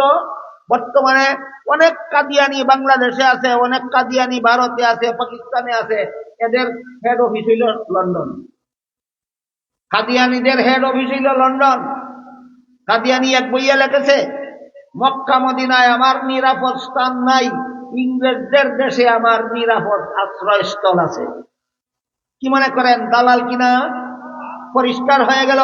মীর জাফর যেমন ইংরেজের দালাল ছিল, মীর সাদিক যেমন ইংরেজের দালাল ছিল, খাদিজা যেমন ইংরেজের দালাল ছিল, গোলাম আহমদ কাদিয়ানী ইংরেজের দালালি করে নবুয়ত পাইল। এবার আমি মূল কথার দিকে ফিরে যাই। আমি কি গোলাম আহমদ কাদিয়ানীর নবী দাবি করার ইতিহাসটা আপনাদের বোঝাতে পারলাম? মনে করেন এই ইতিহাস আমাদের জানা থাকা দরকার। এই জন্য ইতিহাসটা আপনাদের একটু কষ্ট দিয়া একটু লম্বা সময় নিয়ে ইতিহাসটাও বলে দিলাম। এই গোলাম আহমদ কাদিয়ানী গভর্নমেন্ট কি লায়ক নামক, গভর্নমেন্ট কি তাওয়াজ্জুহ কে লায়ক নামক বই লিখে সেই বইয়ে ফতোয়াবাজি করলো, আজকের থেকে ইসলামের জিহাদ বিধান রহিত করে দেওয়া হলো, কিয়ামত পর্যন্ত মুসলমানের জন্য জিহাদ করা আর ফরজ নয়। বলেন এটা ফতোয়া না ফতোয়াবাজি? কার দালালি? ইংরেজের দালালি। মীর জাফর যেমন ভাবে, নবাব সিরাজউদ্দৌলার সেনাপতি মীর জাফর যেভাবে ইংরেজের দালাল ছিল, ঠিক তেমনি ভাবে পাঞ্জাবের গোলাম আহমদ কাদিয়ানী ইংরেজের দালাল ছিল। এই প্রয়োজনে ওরা তারে নবী বানাইল, আর ওদের কাছ থেকে বিপুল পরিমাণ ধন সম্পদ নিচ্ছে হওয়ার লালসায় গোলাম আহমদ কাদিয়ানী নবী হইল। খতমে নবুয়ত স্বীকার করে বসে। সূরা আহজাবের 40 নম্বর আয়াতে আল্লাহ আমাদের নবীকে খাতামুন নবিয়্যিন উপাধি দিয়েছেন। এই উপাধির অপব্যাখ্যা করা শুরু করলো। কি ব্যাখ্যা? অপব্যাখ্যা। কি প্রশ্ন করে জানেন? প্রশ্ন করে, তোমরাই বলো মুহাম্মদুর রাসূলুল্লাহ শেষ নবী, তোমরাই বলো ঈসা নবী আসবেন, আসলে ইনি শেষ নবী রইলেন কিভাবে, আর শেষ নবী হইলে তিনি আসবেন কিভাবে? প্রশ্নটা কি বুঝলেন? প্রশ্নটা কি বুঝলেন? বলুন তো, এই শয়তানদের এই শয়তানি প্রশ্নের দাঁত ভাঙ্গা জবাব যদি আমরা বলে না দেই, আপনারা পারবেন? তাইলে এই বেঈমান কাফির কাদিয়ানীদের এই সাফাবাদীর মোকাবেলায় নিজেদের ঈমান হেফাজতের স্বার্থেই এই শয়তানি প্রশ্নের দাঁত ভাঙ্গা জবাব জানা দরকার। জবাবটা জানতে বুঝতে হইলে আর একটা কথা মনে থাকতে হবে, সেটা হইল আল্লাহ যে আমাদের নবীর সর্বশ্রেষ্ঠ মর্যাদা সম্বলিত উপাধি দিলেন খাতামুন নবিয়্যিন। এই উপাধির দ্বারা আমাদের নবীর মর্যাদা সকল নবীর উপর শ্রেষ্ঠ বলে আল্লাহ সাব্যস্ত করে দিলেন। এর আর নবী বলেন খাতামুন নবিয়্যিনের অর্থ হইল শেষ নবী। শেষ নবী হইলে শ্রেষ্ঠ মর্যাদা কেমনে হয়? এটা তো বুঝে আসলো না। এই আর একটা প্রশ্ন। আল্লাহ আমাদের নবীকে সকল নবীর উপর শ্রেষ্ঠ মর্যাদা দেওয়ার জন্য খাতামুন নবিয়্যিন উপাধি দিয়েছেন। আর হাদিস শরীফে রাসূল বলেছেন খাতামুন নবিয়্যিন অর্থ শেষ নবী। শেষ নবী হওয়াটা শ্রেষ্ঠ নবী হওয়ার প্রমাণ কিভাবে হল? সোজা প্রশ্ন না, অনেক কঠিন, অনেক কঠিন। আমি আপনাদেরকে একটা উদাহরণের মাধ্যমে সহজ করে বুঝাবার চেষ্টা করি, শুনবেন? ধরেন একটা মানুষ একটা জটিল রোগে আক্রান্ত হইল, এক ডাক্তারের দ্বারা চিকিৎসা করাইলো, কিছুদিনের জন্য রোগ সারলো, কিছুদিন পরে আবার রোগ দেখা দিল, আরেক ডাক্তার দিয়া করাইলো, কিছুদিনের জন্য রোগ সারলো, আরেক ডাক্তারের দ্বারা চিকিৎসা করাইলো, কিছুদিনের জন্য রোগ সারলো। এইভাবে ডাক্তার পরিবর্তন করে চিকিৎসা করাইতে করাইতে করাইতে শেষ পর্যন্ত এমন এক ডাক্তারের দ্বারা চিকিৎসা করাইলো, যার চিকিৎসায় রোগ যে সারলো, জীবনে আর কোনোদিন ফিরল না। এবার বলেন, প্রথমে যারা চিকিৎসা করেছিলেন তারা শেষ ডাক্তার না শ্রেষ্ঠ ডাক্তার? জি না। প্রথমে যারা চিকিৎসা করেছেন তাদের চিকিৎসায় রুগী সুস্থ হইল স্থায়ীভাবে না অস্থায়ীভাবে? অস্থায়ীভাবে। প্রথম দিকের ডাক্তারগণের চিকিৎসার দ্বারা রুগী অস্থায়ীভাবে সুস্থ হয়, অস্থায়ীভাবে সুস্থ হয়, অস্থায়ীভাবে সুস্থ হয়। সর্বশেষে একজন ডাক্তারের চিকিৎসার দ্বারা রোগী যে সুস্থ হইল, জীবনে আর কোনোদিন রোগ ফিরল না। তাহলে যে ডাক্তারের চিকিৎসার পরে আরো ডাক্তারের দরকার বাকি থাকে, তিনি শেষ ডাক্তারও হতে পারেন না, শ্রেষ্ঠ ডাক্তারও হতে পারেন না। যে ডাক্তারের চিকিৎসার পরে দুনিয়ার আর কোন ডাক্তারের চিকিৎসার দরকার বাকি থাকে না, তিনি শেষ ডাক্তারও। ঠিক তেমনি ভাবে যে নবীর পরে দুনিয়ার মানুষের হেদায়েতের জন্য আরো নবীর দরকার বাকি থাকে, তিনি নবী হতে পারেন, শেষ নবীও না, শ্রেষ্ঠ নবীও না। যে নবীর আবির্ভাবের পরে কিয়ামত পর্যন্ত দুনিয়ার মানুষের হেদায়েতের জন্য নতুন কোন নবীর দরকার বাকি থাকে না, তিনি শেষ নবীও, শ্রেষ্ঠ নবীও।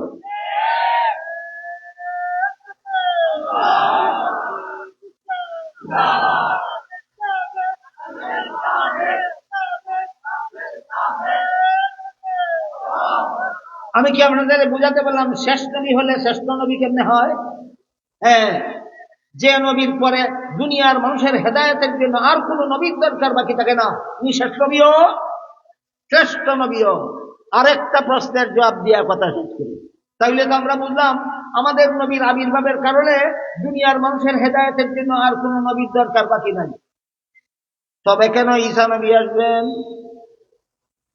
আর আসবেনই যদি, তাইলে আমাদের নবী শেষ নবী রইলেন কোথায়? এই প্রশ্নের জবাবটা দিয়ে আজকের আলোচনা শেষ করে আগের উদাহরণের মাধ্যমে বোঝার চেষ্টা করি। শেষ ডাক্তারের চিকিৎসার দ্বারা রোগী স্থায়ীভাবে সুস্থ হয়ে যাওয়ার পর পূর্ববর্তী কোনো ডাক্তার যদি রোগীর বাড়িতে আসে, চিকিৎসার জন্য নয়, তার ডাক্তারি পরীক্ষা নিরীক্ষার যন্ত্রপাতিগুলি রোগীর বাড়িতে রেখে গিয়েছিল সেগুলি নেওয়ার জন্য। শেষ ডাক্তারের চিকিৎসার দ্বারা রোগী স্থায়ীভাবে সুস্থ হয়ে গেছে, কিন্তু এরপরও আগের একজন ডাক্তার, পূর্ববর্তী একজন ডাক্তার রোগীর বাড়ি আসলো চিকিৎসার জন্য না তার নিজের দরকারে? রোগীর বাড়িতে নিজের দরকারে। সারা দুনিয়ার ডাক্তার আসলেও শেষ ডাক্তারই থাকে। ঠিক তেমনি ভাবে ঈসা নবী কিয়ামতের আগে দুনিয়াতে আসবেন, দুনিয়ার মানুষের হেদায়েতের জন্য নয়, কিয়ামত পর্যন্ত দুনিয়ার একদল মানুষ হেদায়েতের উপর অটল থাকার জন্য খতমে নবুয়ত যথেষ্ট, শেষ নবীর নবী হওয়া যথেষ্ট। তাহলে ঈসা নবী কেন আসবেন? ঈসা নবী আসবেন না আপনাদেরকে কলেমা পড়াবার জন্য। ঈসা নবী আসবেন দুনিয়াতে তার নিজস্ব একটা দরকার বাকি আছে, ওই দরকারটা পুরা করা। এবার শুনেন সেই দরকারটা কি। আল্লাহ কোরআনের এক আয়াতে বলেন, ইয ক্বাল আল্লাহু ইয়া ঈসা ইন্নী মুতাওয়াফফিকা ওয়া রাফিউকা ইলাইয়া। হযরত ঈসা আলাইহিস সালাম একা একা ছিলেন একটা ঘরে। সেই ঘরের মধ্যে ঈসা আলাইহিস সালামকে হত্যা করার জন্য ইহুদিদের একদল সর্দার অস্ত্র শস্ত্র নিয়ে প্রবেশ করেছিল। আল্লাহ পাক রব্বুল আলামিন তাৎক্ষণিকভাবে শত্রুদের হামলা থেকে ঈসা নবীকে রক্ষা করার একটা ব্যবস্থা করলেন। সেটা হলো তাৎক্ষণিকভাবে শত্রুরা ঘরে প্রবেশ করতে না করতেই ঈসা আলাইহিস সালামকে সশরীরে জীবিত অবস্থায় মরণ বাকি রেখে আসমানে উঠাইয়ে নেওয়ার সময় বললেন, ও ঈসা, শত্রুদের হাত থেকে বাঁচাবার জন্য তোমার মরণটা বাকি রেখেই আমি তোমাকে আসমানে উঠিয়ে নিচ্ছি। এই তোমাকে শুধু তাৎক্ষণিকভাবে এদের হামলার থেকে রক্ষা করার জন্য, যেহেতু তোমার মরণটা বাকি রয়েছে, এই জন্য কিয়ামতের আগে আবার তোমাকে দুনিয়াতে পাঠাবো তোমার মরণের কাজটা সমাধা করার জন্য। এবার বলেন ঈসা নবী আসবেন আপনাদের দরকারে না নিজের দরকারে? শেষ ডাক্তারের চিকিৎসার পরে পূর্ববর্তী ডাক্তার রোগীর বাড়ি নিজের দরকারে হাজার ডাক্তার গেলেও যেভাবে শেষ ডাক্তারই থাকে, ঠিক তেমনি ভাবে শেষ নবী দুনিয়ার থেকে বিদায় হওয়ার পরে পূর্ববর্তী কোন নবী নিজের দরকারে দুনিয়াতে আসলে হাজার নবী আসলেও শেষ নবী দেখেন। এই কারণে মুহাম্মদুর রাসূলুল্লাহ সাল্লাল্লাহু আলাইহি ওয়াসাল্লাম লাই ইয়াজিআ নাবিয়্যুম বলেননি, আমার পরে কোন নবী আসবেন না বলেননি, বলেছেন লা নুবুওয়াতা বাদি, আমার পরে কেউ নবী হবে না। আর আসবেন তিনি তোমাদের দরকারে নয়, নিজের দরকারে আসবেন। তাহলে এই বিষয়টাকে খতমে নবুয়তের বিষয়টাকে আমি আপনাদেরকে বুঝাতে পারলাম। এই আকীদাটাকে এই খতমে নবুয়তের আকীদা বলা হয়। এই মর্মেই আল্লাহ কোরআনের সূরা আহজাবের 40 নম্বর আয়াতে বলেছেন, মা কানা মুহাম্মাদুন আবা আহাদিম মির রিজালিকুম ওয়ালাকিন রাসূলুল্লাহি ওয়া খাতামান নাবিয়্যিন। মুহাম্মদ সাল্লাল্লাহু আলাইহি ওয়াসাল্লাম তোমাদের কোন যুবকের বংশগত বাবা নন, বরং তিনি আল্লাহর রাসূল হওয়ার কারণে তোমাদের রুহানি বাবা। অন্যান্য রুহানি বাবাদের মতো নন। অন্যান্য নবীগণ রুহানি বাবা, কিন্তু খাতামুন নবিয়্যিন নন। আমি আল্লাহ তোমাদের নবীকে খাতামুন নবিয়্যিন বানাইয়া সমস্ত নবী রাসূলগণের উপর শ্রেষ্ঠ মর্যাদা দান করেছি। এবার বলেন, রুহানি বাবা হয়ে তিনি শ্রেষ্ঠ, অন্য নবীর থেকে শ্রেষ্ঠ, না খাতামুন নবিয়্যিন হয়ে অন্য নবীর থেকে শ্রেষ্ঠ? খাতামুন নবিয়্যিন হয়ে তিনি অন্য নবীর থেকে শ্রেষ্ঠ। এ আমাদের নবীকে শ্রেষ্ঠ নবী বিশ্বাস করাও আহলে সুন্নাত ওয়াল জামাতের আকীদা। এই উম্মতকে সকল নবীর উম্মতের চেয়ে শ্রেষ্ঠ উম্মত বিশ্বাস করাও আহলে সুন্নাত ওয়াল জামাতের আকীদা। সমস্ত নবী রাসূলগণকে আপন আপন উম্মতের রুহানি বাবা বিশ্বাস করাও আহলে সুন্নাত ওয়াল জামাতের আকীদা। সমস্ত নবী রাসূলগণকে বেগুনাহ বিশ্বাস করাও আহলে সুন্নাত ওয়াল জামাতের আকীদা। গত বছর আমি আহলে সুন্নাত ওয়াল জামাতের পরিচয় বিস্তারিত ভাবে আপনাদেরকে শুনাইছি, আর আমাদের নবীর আলাদা মর্যাদা সম্বলিত অনেক লম্বা বিবরণ শুনাইছি। কাজে আজকে আবার নতুন ভাবে সেই আলোচনা আওড়াতে চাই না।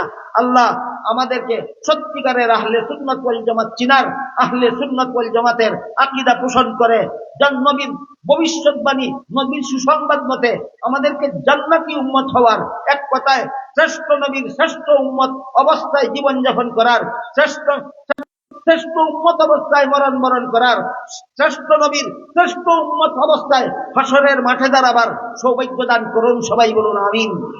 সুবহান রাব্বিকা রাব্বিল ইজ্জাতি আম্মা ইয়াসিফুন ওয়া সালামুন আলাল মুরসালিন ওয়ালহামদুলিল্লাহি রাব্বিল আলামিন।